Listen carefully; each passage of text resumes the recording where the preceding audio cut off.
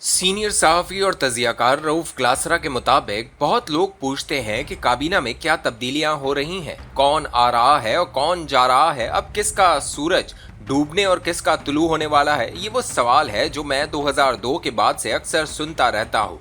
कभी इस सवाल का जवाब ढूंढने या जवाब देने में जो जोश और जज्बा होता था वो वक्त के साथ साथ दम तोड़ गया।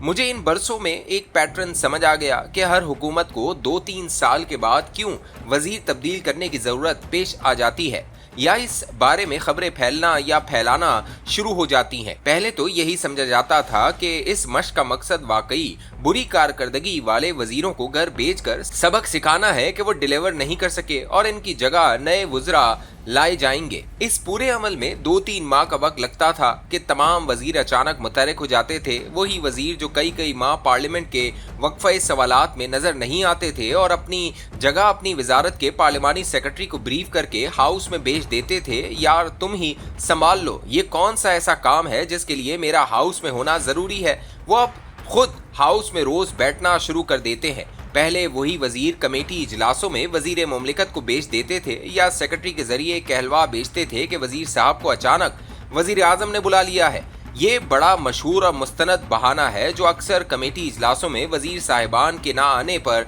वजारत का सेक्रेटरी इजलास के सेनेटर्स या MNAs के सामने पेश करता है। आज भी यही बहाना चलता है और चेयरमैन कमेटी दब जाता है कि वजीर आजम के नाम पर वो भला क्या कहे कि वो इनसे मिलने क्यों चला गया और इस अहम इजलास में शरीक नहीं हुआ जिसका नोटिस 1 माह पहले से दिया गया था। किसी सेनेटर या कमेटी चेयरमैन ने भी वजीर आजम हाउस से कभी चेक करने की जहमत नहीं की कि आया कि वजीर आजम ने वजीर को वाकई बुलवाया या मेमरान को गोली दी गई है। अब तो कौमी असम्बली में हर दूसरे रोज कोरम का मसला पैदा होता है और हाउस की कार्रवाई मुअत्तल हो जाती है। कुछ अरकान से पूछा तो हंसकर कहने लगे, रऊफ साहब हमसे तो पूछ रहे हैं, जरा वजीर आजम साहब से भी पूछें, वो कितनी दफा इस साल इजलास में शरीक हुए या जिन्हें उन्होंने वजीर, डिप्टी वजीर या पार्लिमानी सेक्रेटरी बना रखा है वो हाउस में मौजूद रहे तो भी इजलास मुअत्तल नहीं होगा। यूं जो वजीर बन जाते हैं वो इसलिए हाउस को संजीदा नहीं लेते कि भला अब इनका क्या काम।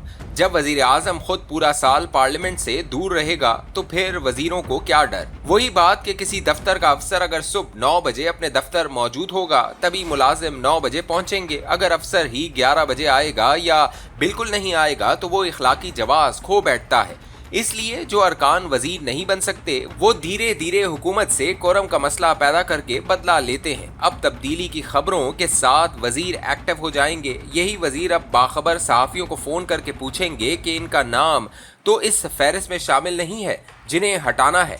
जो वजीर बनना चाहते हैं वो भी मुतहरक हो जाते हैं और वो अपने दोस्त सहाफियों के जरिए खबरें लगवाएंगे या टिकर चलेगा कि फलां का नाम भी वजारत के लिए सोचा जा रहा है। इसका मकसद वजीर आजम या इनके करीबी हलके तक पैगाम पहुंचाना है।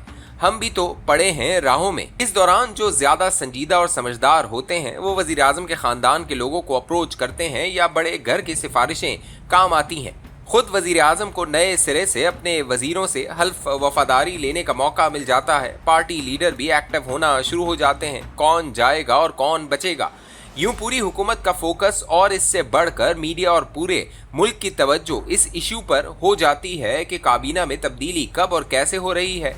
टीवी चैनल्स के प्रोग्राम्स और सोशल मीडिया बल्कि मेरे जैसे कॉलम निगारों को भी नया मौजू मिल जाता है और तवज्जो हुकूमत की नाअहली और करप्शन से हटकर चंद वजीरों की तब्दीली पर मरकूज हो जाती है। अगर 2 वजीरों को हटाया भी जाता है तो इन्हें सिर्फ एक वजारत से हटाकर दूसरी वजारत में भेज दिया जाता है। कोई नहीं पूछता कि अगर एक वजीर किसी एक वजारत में काम न कर सका तो दूसरी वजारत में क्या कर लेगा। इस दौरान 1-2 नए सिफारशी चेहरे भी काबीना में डाल दिए जाते हैं और इसके साथ लोगों और मीडिया को पैगाम चला जाता है कि देखना अब वजीर आजम और इनकी टीम कैसी तोप चलाती है जो पिछले 2-3 सालों में नहीं चला सकी थी।